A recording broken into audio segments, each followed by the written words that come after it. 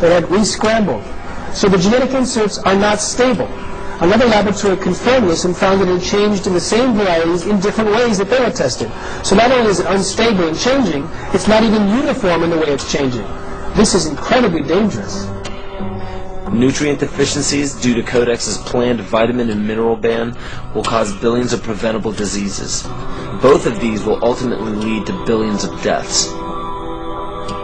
The question is then, how do they do it?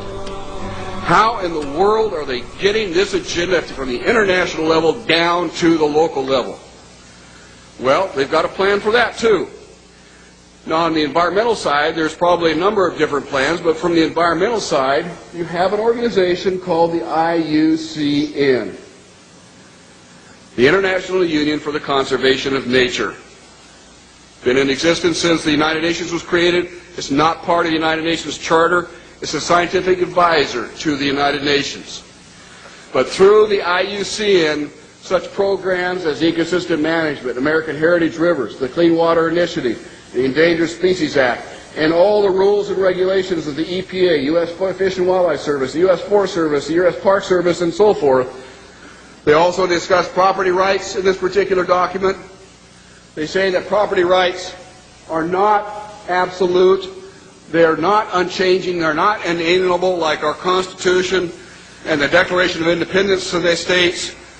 Rather, they are a complex, dynamic, and shifting relationship between two or more parties over space or time. In a biocentric approach, says the IUCN, the rights of nature are defended first and foremost on the grounds of the intrinsic value of animals, plants, rivers, mountains, and ecosystems, rather than simply on the basis of the utilitarian value or benefit to human beings. In other words, nature comes first. Nature's needs comes before man's needs. In a religious context, it's called pantheism, the belief that nature is God. It goes on to say, even worse, people are then members of a community of beings, like human beings, living and non-living. So a rock is now elevated up to the status of a human being, and they're both equal in the eyes of this belief system. It's not hard to imagine that if you believe that humans are the cause of all the Earth's problems, that we're overpopulated. They give two solutions, and only two, to this problem. The first is that it's estimated that an agricultural world in which most human beings are peasants should be able to support 5 to 7 billion people. Well, folks, we have 6 billion people right now. That means all of us in this room, or nearly all of us in this room, are going to have to become agrarian peasants if we use this solution. In contrast, they go on to say a reasonable estimate for an industrialized world society at the present North American material standard of living would be 1 billion people. So if we wanted to maintain our current standard of living, we would have to reduce the Earth's human population by somewhere around 70%.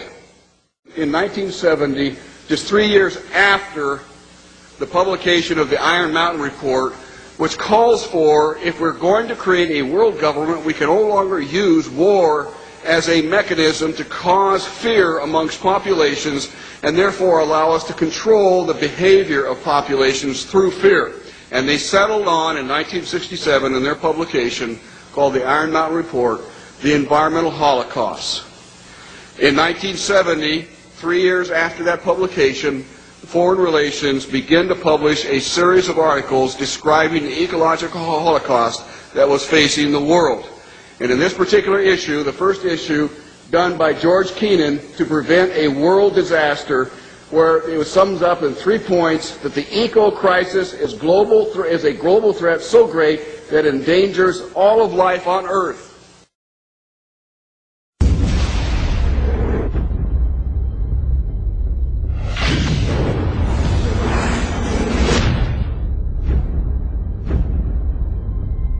If you look at the 10 hottest years ever measured, they've all occurred in the last 14 years, and the hottest of all was 2005.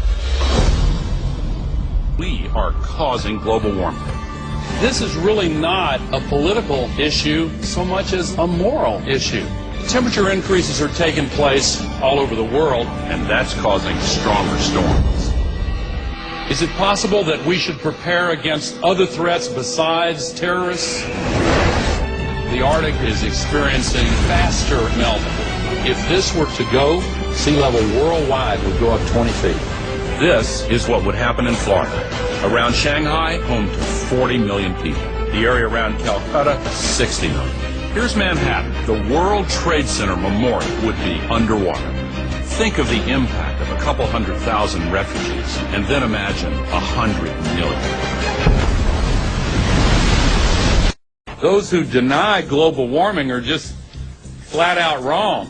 Ellen Goodman from the Boston Globe wrote, let's just say that global warming deniers are now on par with Holocaust deniers. Scientists silenced for questioning the threat of global warming.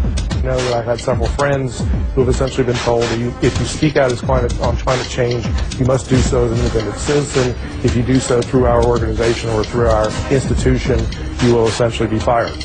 Once you realize how many holes there are in the consensus solution, you may begin to open up your mind to the other side of the global warming debate as a whole. The only consensus I'm aware of is that it's warmed in the last century. They completely ignore the fact that there's this thing called the Oregon Petition that was signed by 19,000 professionals and scientists who don't agree with the idea that we are causing climate change. I can't tell you how many calls I've received from parents saying their kids are now being shown an inconvenient truth completely unchallenged, not just in science class, but in art and math classes. I have to speak out and say that the science we have is still incomplete, and the science we're being told by the IPCC is really incorrect science. Global warming paradoxically causes not only more flooding, but also more drought. Big hurricanes, tornadoes, fearsome diseases, polio, tuberculosis, West Nile virus, avian flu, SARS, polar bears that have actually drowned, mosquitoes, caterpillars, communism, it's slavery, global warming, global warming, global warming. Aurelia Pecci, who actually created the Club of Rome, and it's the inner circle of the global elitists in 1991, stated that while searching for a new enemy to unite us, we came up with the idea that pollution, the threat of global warming, and the like would fit the bill. All of these dangers are caused by human intervention. The real enemy then is humanity itself.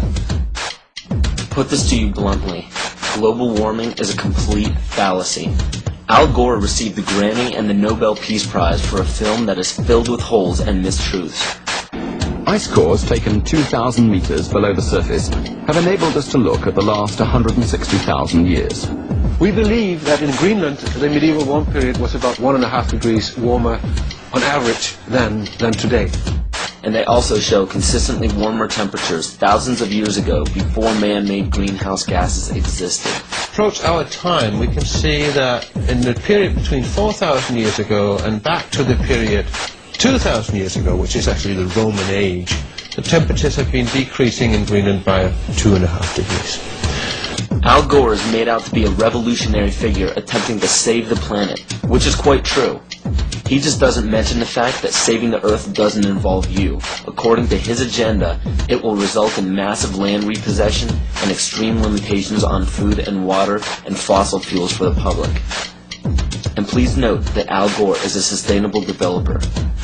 The global warming lie is very popular today because it receives major media coverage and has an attractively titled goal of saving the planet.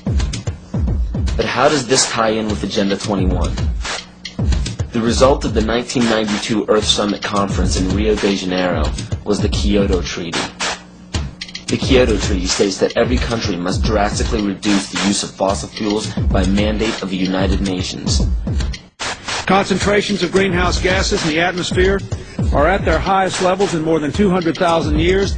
If the trend does not change, scientists expect the seas to rise 2 feet or more over the next century. Island chains such as the Maldives will disappear from the map unless we reverse the predictions. Thank you very much. And as of June 2007, 172 nations and other government entities have ratified the treaty. And if you were wondering how this ties into putting the Earth's priority above human survival in accordance with pagan beliefs, Every country's deadline for the implementation of Agenda 21 and the Kyoto Treaty is in 2000.